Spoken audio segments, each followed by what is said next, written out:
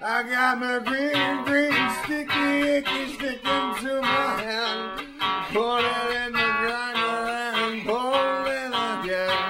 Rolling, rolling, rolling, rolling, rolling, rolling, rolling, rolling, smoking, smoking, round ball. Hello, and welcome to JD's Kitchen. Today, part one of a two-part segment, making your own moonshine. Applejack.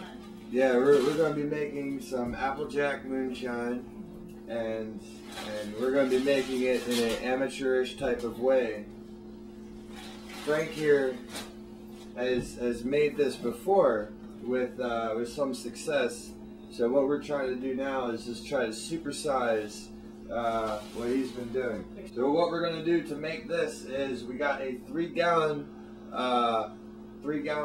fermentation tank, and we're going to be using a 100% fresh from apples cider.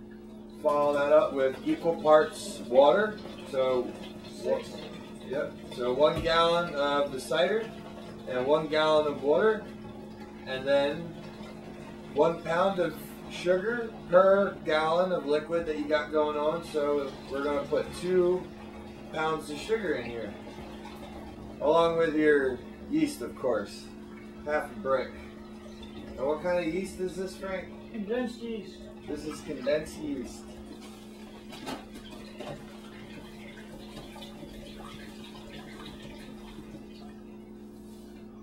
Now, there's one more crucial element to the fermentation process, is by making a valve, which we can show you a real easy home way to do in just a moment when we get to sealing these things up. So we've got our cider, we've got our water, we've got our sugar. Now all we need is our condensed yeast. And if it gets like clayey and is not crumbly, then it's no good no more. And so what I've done is I've just cut it up into little slivers. Try doing that. Trust me, it'd be a lot easier on yourself rather than trying to do it. We just do it the last one and crumble it up and try and get it in there. It's a fucking nightmare.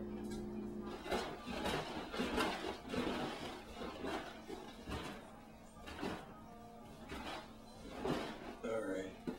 So now we're going to leave this on the capsule on it for right now while we make a one-way air valve out of just some tubing. Our bucket's fermenting. We're going to make a valve so that way the carbon dioxide can get out, but no oxygen can get in. Otherwise, we'll have vinegar instead of alcohol. So what I've done is put a hole in the cap to the bottles that we're going to be fermenting our mash in, and just want to pop the tube through there, and then put a little swirly bend on it. It's alright if it kinks, just as long as it's not entirely cutting off the flow. So let's get a piece of tape right in there, and we're gonna hot glue the seal.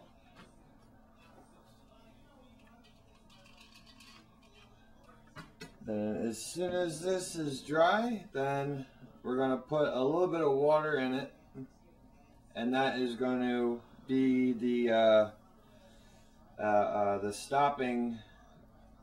stopper that stops the airflow from getting back in. But then as the pressure builds up, it'll begin to bubble when the carbon dioxide pressure builds, and then when it stops bubbling. Yes, then we know it's done.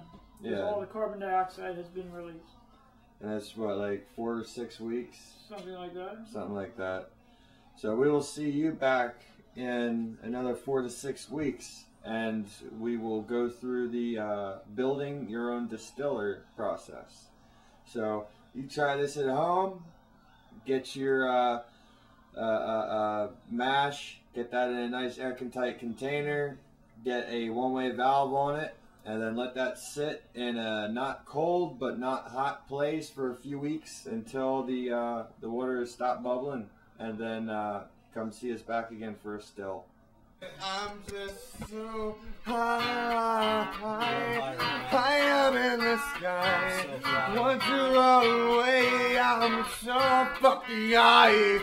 I don't know why I'm so high. Maybe it was that biggest fucking baddest joint that made me fucking high. Hey, like that shit.